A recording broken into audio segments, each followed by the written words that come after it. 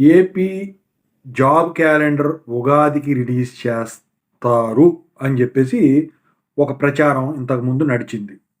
దానికి గల కారణం ఏంటంటే, ప్రభుత్వం జాబ్ క్యాలెండర్ రిలీజ్ చేస్తామని గతంలో చెప్పటం వలన అదొక్కటి పక్కన పెడితే, ఈ జాబ్ క్యాలెండర్‌కి సంబంధించిన జాబులు ఎన్ని యాడ్ అయ్యేదానికి ఛాన్స్ ఉంటాయి అని ఒక కౌంట్ 99,000 అయినాయి, ఇంత అయినాయి, అంత అయినాయి, ఇంకా సర్వే చేస్తా ఉన్నదని చెప్పేసి ఒక న్యూస్ బయటికి పొక్కటం వల్ల ఈ జాబ్ క్యాలెండర్ అనేది ఉగాదికి వచ్చేదానికి ఛాన్స్ ఉంది అని చెప్పేసి మొన్నటి వరకు జరిగిన చర్చ. ఇప్పుడు ఏపీ టెట్ ఎగ్జాము అయిపోయింది, రిజల్ట్స్ కూడా వచ్చినాయి. ఇప్పుడు అభ్యర్థులంతా కూడా డిఎస్సి కోసం వెయిట్ చేస్తూ ఉన్నారు నోటిఫికేషన్. అయితే మీకు ఇప్పటికే తెలిసిపోయి ఉంటుంది, ఏపీ ప్రభుత్వం డిఎస్సి నోటిఫికేషన్ని ఉగాదికి రిలీజ్ చేద్దాం అనుకుంటున్నారు అని చెప్పేసి. మరి ఇప్పుడు డిఎస్సి ఒక్కటే రిలీజ్ చేస్తారా, జాబ్ క్యాలెండర్ కూడా రిలీజ్ చేస్తారా? దాని గురించి ఇప్పుడు మాట్లాడుకుందాం. ముందుగా అయితే ఇంతవరకు ఈ ఛానల్ సబ్స్క్రైబ్ చేసుకున్న వాళ్ళు ఎవరైనా ఉంటే సబ్స్క్రైబ్ చేసుకోండి, ఈ వీడియోని లైక్ చేయండి, షేర్ చేయండి. మీకు కనుక నాతో మాట్లాడాలంటే call before their call Telugu engineering education telegram ఛానల్లో జాయిన్ అవ్వండి, వీడియోకి హైప్ ఉంది. ఇక టాపిక్లో వెళితే, ఏపీపీఎస్సి ద్వారా రిలీజ్ అయ్యే డిఎస్సి 2026 నోటిఫికేషను ఉగాదికి రిలీజ్ అయ్యే ఛాన్స్ ఉంది అని అంటున్నారు, కానీ రిలీజ్ చేస్తారు అని చెప్పేసి కన్ఫామ్గా చెప్పాలి. దానికి గల కారణం జాబ్ క్యాలెండర్ రిలీజ్ చేసేదే. ఎందుకంటే ప్రతి సంవత్సరం కూడా డిఎస్సి నిర్వహించి ఎన్నో కొన్ని పోస్టులు, అంటే ఎక్కువ తక్కువ అని నేను మాట్లాడను, ఈ పోస్టుల ద్వారా భర్తీ చేస్తాను అని చెప్పేసి చెప్పడం జరిగింది కదా. ఇప్పుడు ఇవాల్ట న్యూస్లో ఈ డిఎస్సి 2026లో 3,600 పోస్టులు వరకు రిలీజ్ చేసేదానికి, అంటే పోయినసారి 16,000 పోస్టులు ఎక్కడ, 3,600 పోస్టులు ఎక్కడ, ఇంకా పెంచండి అని అంటున్నారు, కానీ అంత పెంచితే సాధ్యపడదండి. శాలరీస్ ఇవ్వడానికి ప్రభుత్వం నడవదు.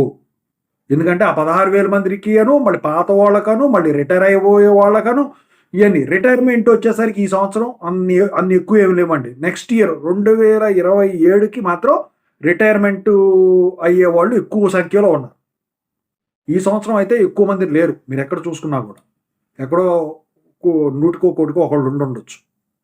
అయితే మళ్ళీ వాళ్ళందరికీ పెన్షన్లు ఉన్న వాళ్ళకి పెన్షన్లు, అంటే ఇప్పుడు వచ్చిన వాళ్ళకి పెన్షన్స్ లేవు అనుకోండి. సో ఇవన్నీ ఇవ్వాలంటే మరి ప్రభుత్వం నడవదు.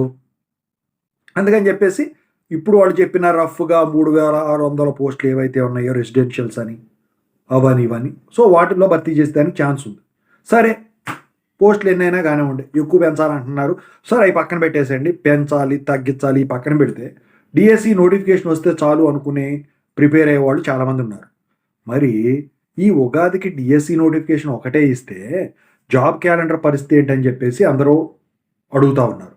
జాబ్ క్యాలెండర్ అనుకోండి, ఈ ఒక్క డిఎస్సిదే కాదు, టీచింగ్ పోస్టులే కాదు, అందుట్లో హైకోర్టు జాబ్స్ నోటిఫికేషన్ సంబంధించిన డీటెయిల్స్ ఉంటాయి, జెన్కో ట్రాన్స్కో డిస్కామ్ లాంటివి సంబంధించిన నోటిఫికేషన్స్ ఉంటాయి. ఇంకా వచ్చేసరికి అలాగే ఈ గ్రూప్స్ సంబంధించిన గ్రూప్ 1, గ్రూప్ 2 ఇలాంటివి, సో వాటికి సంబంధించినవి ఉంటాయి. Polytechnic colleges, degree colleges lecturers వాటివి ఉంటాయి. ఇంకా తెలియనివి చాలా ఉంటాయండి. ట్రాన్స్పోర్టే కానివ్వండి, ఇంకేదైనా కానివ్వండి, సో చిన్న పెద్దగా జాబ్ లేకుండా మొత్తానికి ఏదైనా కానివ్వండి ఉంటాయి.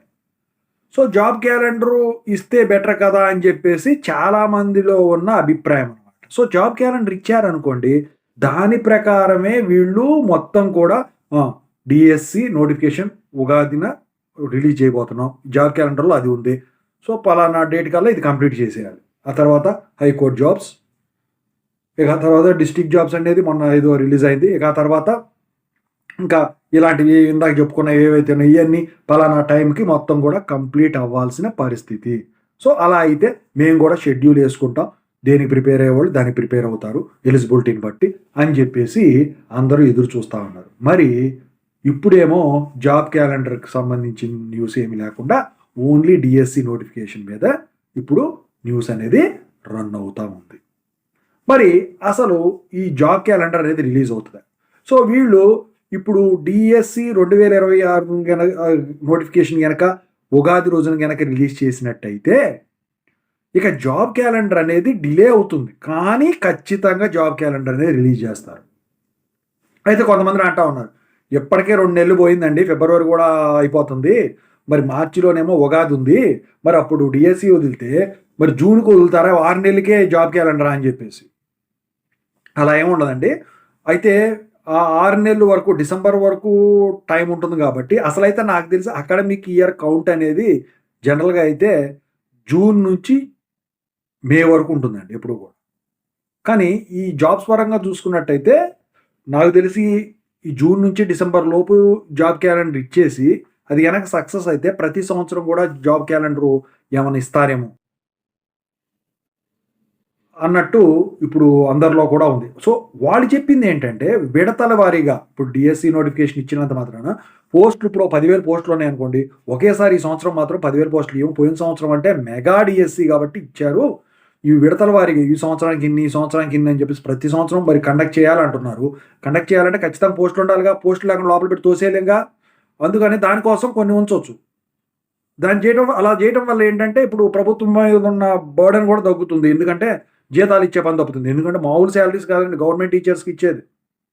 దేనికైనా అసలు.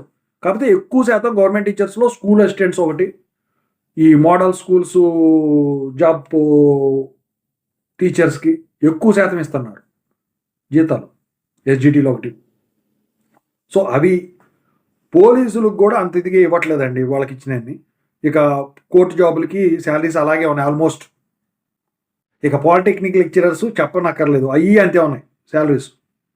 వీళ్ళకి ఎలా ఇస్తున్నారో వాళ్ళకి. ఇక జెన్‌కో, ట్రాన్స్‌కో అయితే కంపల్సరీ కాబట్టి ఇక ఫుల్ అమౌంట్ వాళ్ళకి కూడా సేమ్ 60,000-70,000 నెలకి వస్తుంది. మరి ఇయన్నీ నడపాలంటే ఇప్పుడు ప్రభుత్వం నడపాలంటే ఇప్పుడు మన అసలే కొత్తగా ఏర్పడ్డ రాష్ట్రం కాబట్టి మరి అది కూడా కాకుండా ఇప్పటికే చాలా అప్పులున్నాయి మరి. అది ఎంతైనా ఫ్రీ ఇచ్చేటప్పుడు అప్పులు అవ్వటం సహజం కాబట్టి మరి ఇట్లాంటి పరిస్థితుల్లో అయితే ఖచ్చితంగా అయితే విడతల వారీగానే వీళ్ళు ఈ పోస్ట్ భర్తీ చేసేదానికి ఛాన్స్ ఉంటుంది తప్ప పెంచటం అనేది మన రిక్వెస్ట్‌ని బేస్ చేసుకొని ఉంటదని చెప్పేసి నేను అనుకోవట్లేదు. అసలు ఏజ్ కన్సిడరేషన్ తెలంగాణలో 46 వరకు ఇచ్చారు ఓసీలకు కూడా. ఇక ఈడబ్ల్యూఎస్ వాళ్ళకు +5 ఇయర్స్ కూడా ఇచ్చారు. కానీ మనకి 42, 41 ఇలాగే ఇక అక్కడి నుంచి పెంచేదేమీ కనపడట్లేదు. దానికి గల కారణం ఏంటంటే ఇదే మెయిన్. ఈసారి కూడా అది కూడా జరగదు. ఎందుకంటే చాలా మంది అడుగుతా ఉన్నారు. ఈ ఏజ్‌ని పెంచండి ఎలిజిబిలిటీ కోసం అని చెప్పేసి. సో, ఓవరాల్‌గా అయితే ఇన్ని కష్టాలైతే ఉన్నాయండి. ఈ కష్టాల మధ్యనే పోస్టులు అయన్నీ. ఇప్పుడేముంది జీతం తీసుకునేవాడికి సరదాగా ఉండొచ్చు. ఇచ్చేవాడికి అప్పుడు తెలుస్తది. అందుకనే ఇదంతా ఆలోచించి గాని ఇది జేయరు.